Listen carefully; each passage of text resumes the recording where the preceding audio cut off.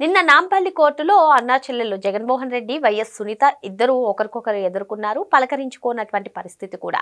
మరి ఈ ఉదాంతంతో ఒక్కసారిగా వివేక మర్డర్ కేసు మరోసారి తెరపైకి వచ్చింది. మరి సునీత గారు ఒంటరి పోరాటం చేస్తున్నారు, మళ్ళీ సిబిఐ పునర్విచారణ జరగాలని చెప్తున్నారు.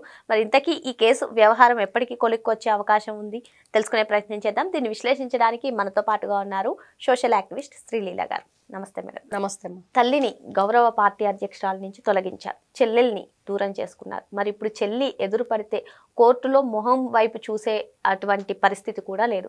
మరి ఈ నేపథ్యంలోనే మరోసారి వివేక మర్డర్ కేసు తెరపైకి రావడం, మరి సునీత గారు వివేక మర్డర్ కేసు గురించే నిన్న కోర్టుకు వెళ్ళడం, ఆయన అక్రమాస్తుల కేసు గురించి వెళ్ళడం. ఈ నేపథ్యంలో మరి వివేక మర్డర్ కేసు ఎప్పుడో కొలిక్కి వస్తుంది అంటూ ప్రజలు కూడా ప్రశ్నిస్తున్నటువంటి పరిస్థితి. మరి ఇప్పుడు చెల్లెల మొహం కూడా చూడనటువంటి పరిస్థితి ఏర్పడింది. ఒక విధంగా వివేక మర్డర్ కేసు గురించి అని మనం చెప్పుకోవచ్చు మేడం. మరి ఈ కేసు ఒక కొలిక్కి వచ్చే అవకాశం ఉందంటారా? మరి సునీత గారు మళ్ళీ పిటిషన్ వేశారు, మళ్ళీ సిబిఐ పునర్విచారణ కావాలని ఆమె కోరుకుంటున్నారు, ఏం చెప్తారు? వైఎస్ సునీత ఆవిడ నోటితో ఆవిడ చెప్పిన మాటలు ఏంటి అంటే, మా పెద్దమ్మని ఎన్నోసార్లు అన్నయ్యని కలవాలని చెప్పి అడిగితే మరి ఆయన కలవటానికి ఇష్టపడని పరిస్థితి అధికారంలో ఉన్నప్పుడు. మరి బాబాయ్ చనిపోయినప్పుడు చాలా మాటలు మాట్లాడాడు మీడియా ముఖంగా.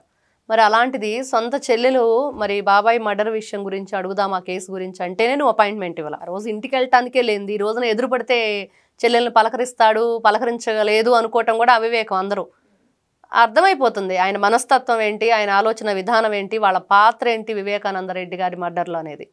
మరి ఈరోజు నిజంగా పునర్విచారణ కోరుకుంటుంది ఎవరు అనంటే సాక్షులు ఎవరు కూడా, నిందితులు ఎవరో కూడా కోరుకోవట్లేదు. వాళ్ళని కోర్టు అడిగింది, మరి పునర్విచారణ జరిపించాలంటే వద్దంది. కానీ A2గా ఉన్న సునీల్ యాదవ్ మాత్రం పాయింట్స్తో సహా చెప్పాడు, ఇదిగో ఈ పాయింట్ ఈ కోణంలో మీరు ప్రశ్నించాలి, ఈ కోణంలో మీరు ఎంక్వైరీ చేయండి అని అతను పిటిషన్ దాఖలు చేయడం జరిగింది. ఏంటి అంటే మరి ఆ రోజు జగన్మోహన్ రెడ్డి గారికి ఎవరు చెప్పారు చనిపోయిన విషయం, మరి వాళ్ళు ఎందుకు రోడ్డు మార్గంలో వచ్చారు, వచ్చిన తర్వాత వాళ్ళ కారు డ్రైవర్ ఏ విధంగా మరణించాడు, ఇవన్నీ కూడా చాలా ఉన్నాయి.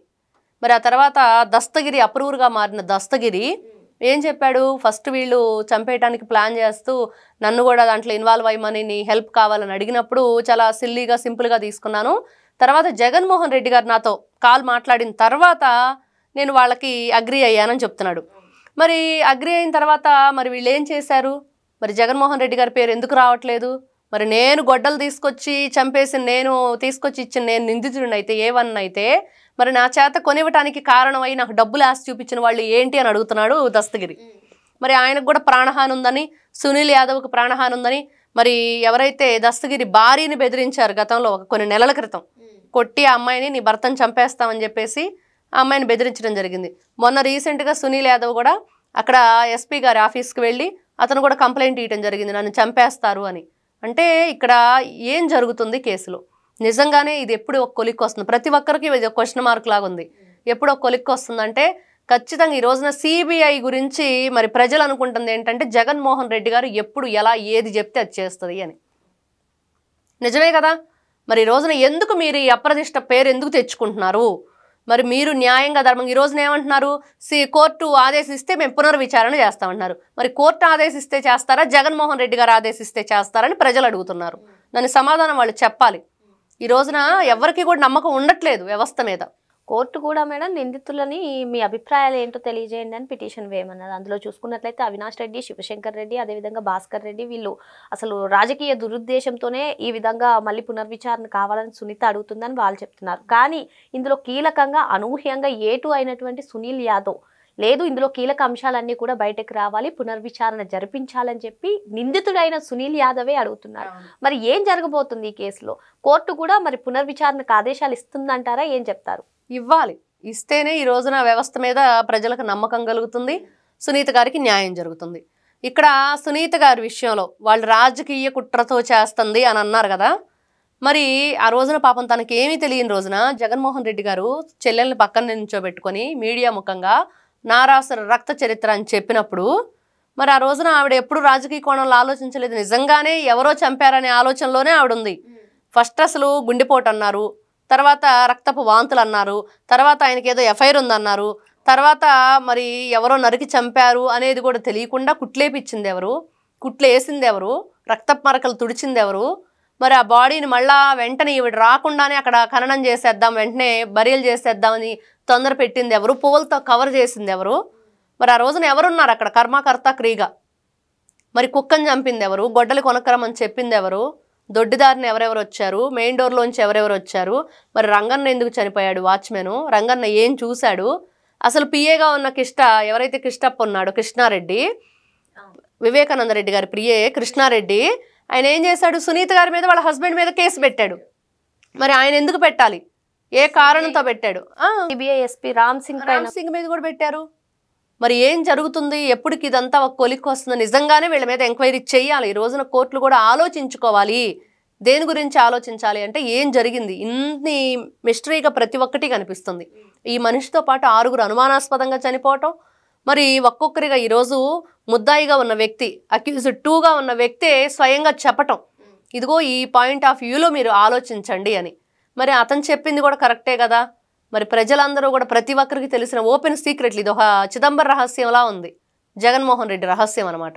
అక్రమాస్తుల కేసు తీసుకొనివ్వండి, లేదంటే వివేక మర్డర్ కేసు తీసుకొనివ్వండి, ఇలా సంవత్సరాలుగా ఎటు ఒక కొలిక్కి రాకుండా ఉంటే అసలు యువతకు కానివ్వండి, రాష్ట్ర ప్రజలకు కానివ్వండి ఏం సందేశం? అన్నీ కూడా వ్యవస్థలకి సవాల్ విసురుతున్నారు అనుకోవాలా? ఎలా చూడాలి? డబ్బుకు లోకం దాసోహం. ఈ మధ్య ఒక ఎవరైతే మంచి ఈ ప్రవచనాలు చెప్పే వ్యక్తి పెద్ద ఆయన వాయిస్ ఒకటి వైరల్ అవుతుంది. ఏంటంటే కోట్లు కొట్టేసినాడు, కోట్లు కొట్టేశాడు, 1000 కోట్లు 100 కోట్లు పడేసి బయట తిరుగుతాడు దర్జాగా. ఇట్లాంటివన్నీ కూడా వీళ్ళు అవినీతి పనులు చేసి అంబారీ మీద తిరుగుతున్నారు అని చెప్పేసి మాట్లాడుతున్న మాటలు ప్రజలందరూ కూడా చూస్తున్నారు. ఎవరి గురించి అవి వస్తున్నాయి? నిజంగా దొంగలు రాజ్యమేలి దొంగలు దోపిడీదారులుగా ఉండి దర్జాగా బయట తిరుగుతున్నారు, ఏనుగు అంబారీ మీద తిరుగుతున్నారు వీళ్ళు. మరి వ్యవస్థలు, మరి ప్రజలు ఏ విధంగా నమ్మాలి? మనం చూసాం ఢిల్లీలో జడ్జి గారింట్లో నోట్ల కట్టలు. మరి ఎక్కడి నుంచి వచ్చినాయి? ఈ రోజున ఎవరు రక్షిస్తున్నారు వీళ్ళని? మరి అందరూ మనం ఒకే ఘాటిని కట్టేయలేం. నిన్న కూడా అదే చూశాను. కోర్టు ఏం చెప్పిందంటే ఒకరి మీద యాక్షన్ తీసుకోవాలి, కోర్టు గురించి మీరు ఇలా మాట్లాడారు అంటే అందరినీ ఒకే ఘాటిని కట్టేయొద్దు, కోర్టు గురించి మాట్లాడండి, కానీ అందరినీ మాత్రం కంట్లో కలపొద్దు అని. ఇప్పుడు కూడా ఆ కొందరు ఎవరని మనం మాట్లాడుకునేది, అందరి గురించి కాదు. ఆ కొందరు ఎవరు? ఎందుకు మీరు ఈ విధంగా వాళ్ళ కొమ్ము కాస్తున్నారు? మరి ఆ కొమ్ము కాయటం వల్ల లాభం ఏంటి? డబ్బుకు లోకం దాసోహం అన్నట్లుగా డబ్బుకు మీరు దాసోహం అయితే మరి న్యాయంగా మీరు ప్రమాణం చేసి ఏదైతే ఇదిగో నేను ఈ నల్లకోటు ధరిస్తున్నాను, లేకపోతే నేను ఈ వృత్తిలో న్యాయం చేస్తాను, న్యాయం వైపే నిలబడతాను, ధర్మంగా ప్రవర్తిస్తానన్న దానికి నువ్వు ఏ ప్రామిస్ అయితే చేసావో ఆ ప్రామిస్కి వాల్యూ ఉందా? మనం ఆలోచించుకోవాలి. డబ్బు బ్రతకటానికి కావాలి, అంతేగాని ఎదుటివాడు తప్పు చేసిన వాడిని కూడా నేను కొమ్ము కాస్తాననటానికి కాదు కదా. మరి ఇలాంటివన్నీ కూడా ప్రజలు చూస్తున్నారు, ఆలోచిస్తున్నారు, ఏం జరుగుతుందో పరిశీలిస్తున్నారు. మరి ఇవన్నీ దృష్టిలో పెట్టుకొని మనం బాగుండాలి, మనతో పాటు ఉన్న వ్యవస్థను బాగు చేయాలి, మనం అలా ఆలోచనతో ఉన్నప్పుడే ఇట్లాంటివన్నీ కూడా పునరావృతం కాకుండా ఉంటాయి. మళ్ళీ ఇదిగో ఇట్లాంటి కేసులు, ఇంట్లో రక్త సంబంధీకుడిని చంపుకొని అతనితో పాటు ఇన్ని హత్యలు గావింపబడి, మరి ఈ రోజున అక్యూజ్డ్ పర్సన్స్ తెలిసినా, ఏం చేశారో తెలిసినా, ఏ విధంగా జరిగిందో తెలిసినా కూడా కోర్టులో కేసు ముందుకెళ్ళని పరిస్థితి. చాలా దుర్మార్గంగా 6 సంవత్సరాలు దాటిపోయి 7వ సంవత్సరం ఒక ఆడపిల్ల ఎక్కే గుమ్మం దిగే గుమ్మం అని లేకుండా పాపం ఎంత తాపత్రయపడుతుంది. ఎందుకంటే తన తండ్రి ఆత్మకి ఎప్పుడైతే శాంతి వస్తుందంటే చంపిన వాళ్ళకి శిక్ష పడ్డప్పుడు అనేది. మరి ఆ శిక్ష ఎప్పుడు అనేది పెద్ద క్వశ్చన్ మార్కు. సినిమాకైనా లేకపోతే సీరియల్కైనా శుభం కార్డు పడుతుందేమో కానీ దీనికి మాత్రం క్లైమాక్స్ ఎప్పుడు అనేది మాత్రం ఎవరని చెప్పలేకపోతున్నాం. మరో అంశంతో మళ్ళీ కలుద్దాం. Thank you madam. నమస్తే.